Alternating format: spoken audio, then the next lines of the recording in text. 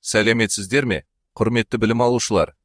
Бүгінгі дәрісіміздің тақырыбы әлеуметтік қамсыздандыру саласындағы құқықтық қатынастар. Тақырып әлеуметтік қамсыздандыру саласында туындайтын қоғамдық қатынастардың құқықтық табиғатын, олардың құрылымдық элементтерін және түрлерін түсінуге бағытталған. Мемлекет азаматтарға әлеуметтік қолдау көрсетуді заң жүзінде қамтамасыз етеді. Сондықтан, бұл қатынастар мазмұны мен құқықтық тетіктерін білу әлеуметтік саясатты жүзеге асырудың басты шарты. Дәріс мақсаты – әлеуметтік қамсыздандыру саласындағы құқықтық қатынастардың мәнін ашу, олардың құрылымын, субъектілерін және түрлерін айқындау.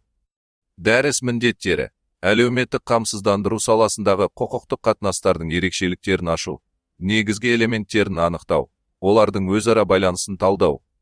Дәріс өзектілігі – әлеуметтік қамсыздандыру саласындағы қатынастардың мазмұнын, құрылымын және түрлерін білу әлеуметтік мемлекеттің құқықтық негізін түсінудің маңызды шарты болып табылады. Дәріс жоспары. Бір сұрақ. Әлеуметтік қамсыздандыру саласындағы құқықтық қатынастардың түсінігі. Әлеуметтік қамсыздандыру қатынастарының мәнін, айырмашылығын, ерекшеліктерін қарастырамыз. Екінші сұрақ. Әлеуметтік қамсыздандыру саласындағы құқықтық қатынастардың элементтері. Субъектілер, объектілер және мазмұны талданады. Үшінші сұрақ. Әлеуметтік қамсыздандыру саласындағы құқықтық қатынастардың түрлері. Әлеуметтік қамсыздандыру қатынастарының түрлері, құқықтық реттелу ерекшеліктері қарастырылады.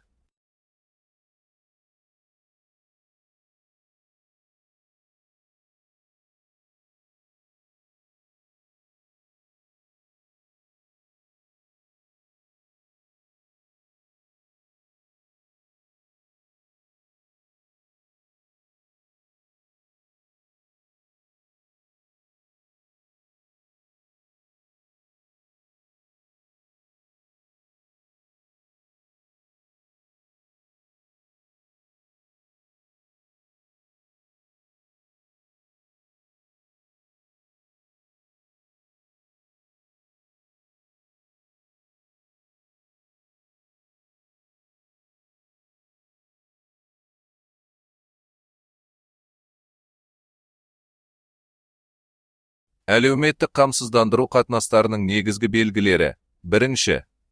Мемлекеттік, құқықтық сипатта болады. Әлеуметтік қамсыздандыруды мемлекет ұйымдастырады. Екінші. Құқықтық нормалар арқылы реттеледі. Әлеуметтік қамсыздандыру қатынастары міндетті әлеуметтік сақтандыру туралы заң және басқа да нормативтік актілермен реттеледі. Үшінші. Қатысушылардың ерекше субъектілік құрамы бар. Төртінші. Материалдық сипаттағы мазмұнға ие. Нәтижесінде азаматтарға ақшалай, әлеуметтік төлемдер төленеді. Әлеуметтік қамсыздандыру қатынастарының мәні. Олардың мәні азаматтар мен мемлекеттің арасындағы әлеуметтік әділдік пен теңдік қағидаларын іске асыру. Әрбір азаматтың белгілі бір әлеуметтік тәуекелге тап болған жағдайда мемлекеттен қолдау алу құқығы бар. Мысалы, зейнетке шығу кезінде зейнетақы алу, еңбекке жарамсыз болғанда әлеуметтік төлемдер алу, көп балалы аналарға немесе мүгедектігі бар тұлғаларға арнаулы жәрдемақылар мен әлеуметтік көмек алу. Сонымен, әлеуметтік қамсыздандыру саласындағы құқықтық қатынастар, бұл азаматтардың әлеуметтік құқықтарын іске асыруға бағытталған, заңмен реттелетін және мемлекет тарапынан кепілдік берілген қоғамдық қатынастар жүйесі. Олар әлеуметтік мемлекет қағидатын жүзеге асырудың маңызды тетігі болып табылады, және халықтың әл-ауқатын арттыруға, қоғамдағы тұрақтылық пен әділеттілікті сақтауға қызмет етеді. Екінші сұрақ. Әлеуметтік қамсыздандыру саласындағы құқықтық қатынастардың элементтері. Әлеуметтік қамсыздандыру саласындағы құқықтық қатынастар өз құрылымы жағынан басқа құқық салаларындағы қатынастар сияқты үш негізгі элементтен тұрады. Бірінші элемент. Құқықтық қатынастардың субъектілері. Екінші элемент. Олардың құқықтары мен міндеттерінің мазмұны. Үшінші элемент. Құқықтық қатынастардың объектісі. Құқықтық қатынастардың субъектілері.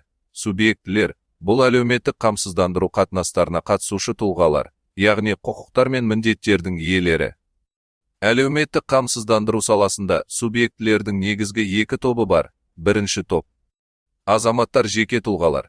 Әлеуметтік тәуекелге тап болған, мемлекет тарапынан қамсыздандыруға құқығы бар тұлғалар. Екінші топ. Мемлекеттік және өзге де уәкілетті органдар. Қыр еңбек және халықты әлеуметтік қорғау министрлігі. Әлеуметтік сақтандыру қоры. Құқықтық қатынастардың мазмұны. Мазмұн – бұл қатысушылардың өзара құқықтары мен міндеттерінің жиынтығы. Мысалы, азаматтың құқығы, әлеуметтік төлем алу, өтініш беру, шағым жасау. Мемлекеттік органның міндеті – өтінішті қарау, төлем тағайындау және уақытылы төлеу. Сонымен қатар, қатынастардың мазмұнына міндетті әлеуметтік сақтандыру жарналарын төлеу, деректерді растау, құжаттар ұсыну сияқты өзара іс-әрекеттер кіреді. Құқықтық қатынастардың объектісі. Объект – бұл құқықтық қатынастар бағытталған нақты игілік немесе құндылық. Әлеуметтік қамсыздандыру саласында объектілер мыналар болуы мүмкін: ақшалай әлеуметтік төлемдер, зейнетақы, жәрдемақы, әлеуметтік сақтандыру төлемдері. Материалдық көмек, тұрғын үй жәрдемі, тегін дәрі-дәрмек, әлеуметтік қызметтер, әлеуметтік қызмет көрсету, реабилитация, үйде күтім көрсету, психологиялық көмек. Яғни, объект – азаматтың әлеуметтік қамтамасыз етілуінің құқықтық кепілі. Сонымен, әлеуметтік қамсыздандыру саласындағы құқықтық қатынастардың элементтері бұл жүйенің ішкі құрылымдық негізін құрайды. Субъектілер, қатысушылар, азаматтар мен уәкілетті органдар. Мазмұны олардың құқықтары мен міндеттері. Объектісі әлеуметтік төлемдер мен қызметтер. Осы үш элемент өзара байланысты әрекет етіп, әлеуметтік қамсыздандыру жүйесінің толыққанды жұмыс істеуін қамтамасыз етеді. Үшінші ұрақ. Әлеуметтік қамсыздандыру саласындағы құқықтық қатынастардың түрлері. Әлеуметтік қамсыздандыру саласындағы құқықтық қатынастар, мазмұны, субъектілер құрамы және туындау негіздеріне қарай әртүрлі түрлерге бөлінеді. Бұл түрлердің әрқайсысы әлеуметтік қорғаудың белгілі бір бағытын сипаттайды және азаматтардың нақты әлеуметтік құқықтарын жүзеге асыруға бағытталған. Туындау негізіне қарай түрлері. Бірінші. Міндетті әлеуметтік қамсыздандыру қатынастары. Бұл қатынастар заң бойынша барлық азаматтарға немесе белгілі бір санаттағы тұлғаларға міндетті түрде қолданылады. Олар көбіне міндетті әлеуметтік сақтандыру мен мемлекеттік зейнетақы жүйесіне қатысты. Мысалы, міндетті әлеуметтік сақтандыру қорына жарна төлеу және әлеуметтік төлем алу, зейнетақы мен қамсыздандыру жүйесіне қатысу. Бұл қатынастардың басты ерекшелігі мемлекет тарапынан кепілдік беріледі және азаматтың қатысуы заңмен міндеттеледі. Екінші. Ерікті қосымша әлеуметтік қамсыздандыру қатынастары. Бұл қатынастар азаматтардың өз еркімен қосымша зейнетақы немесе әлеуметтік сақтандыру жарналарын төлеу арқылы туындайды. Мысалы, ерікті жинақтаушы зейнетақы салымдары, жеке сақтандыру компанияларымен жасалатын келісімдер. Мұндай қатынастар азаматтың өз әлеуметтік жауапкершілігін күшейтеді және өмір сапасын арттыруға бағытталған. Қатысушылардың құрамына қарай түрлері. Бірінші. Жеке құқықтық қатынастар, азамат пен әлеуметтік орган арасындағы тікелей қатынастар. Мысалы, азаматтың жәрдемақы немесе зейнетақы алу үшін өтініш беруі. Екінші. Ұжымдық топтық құқықтық қатынастар, белгілі бір әлеуметтік топтар арасындағы қатынастар. Мысалы, жұмыс берушілер мен әлеуметтік сақтандыру қорлары арасындағы қатынастар, еңбек ұжымдарына көрсетілетін әлеуметтік жеңілдіктер. Мазмұнына қарай түрлері. Бірінші. Материалдық қатынастар. Бұл қатынастарда негізгі мақсат азаматтарға материалдық төлемдер мен жәрдемақылар түрінде көмек көрсету. Мысалы, зейнетақы төлеу, әлеуметтік жәрдемақылар мен төлемдер тағайындау. Екінші. Процестік қатынастар. Бұл қатынастар әлеуметтік құқықты жүзеге асыру тәртібімен байланысты. Мысалы, әлеуметтік төлемге өтініш беру рәсімі, құжаттарды қарау және шешім қабылдау тәртібі, әлеуметтік дауларды қарау мен шағымдану процесі.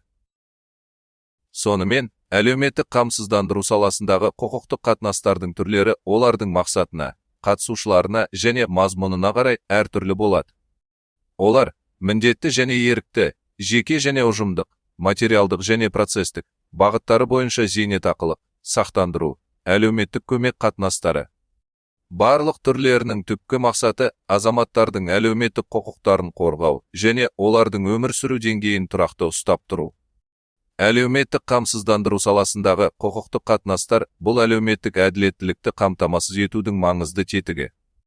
Олар азаматтардың зейнетақы, жәрдемақы, өтемақы және әлеуметтік қызметтерге деген құқықтарын жүзеге асыруға бағытталған.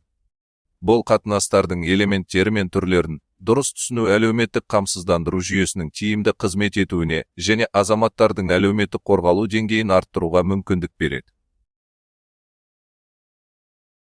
Осы дәріс сабағында пайдаланылған қайнар көздер мен әдебиеттер тізімі: Қазақстан Республикасының Конституциясы, Қазақстан Республикасында зейнетақымен қамсыздандыру туралы Қазақстан Республикасының заңы, міндетті әлеуметтік сақтандыру туралы Қазақстан Республикасының заңы, мемлекеттік әлеуметтік жәрдемақылар туралы Қазақстан Республикасының заңы, Иманбердиевтің Қазақстан Республикасының әлеуметтік қамсыздандыру құқығы.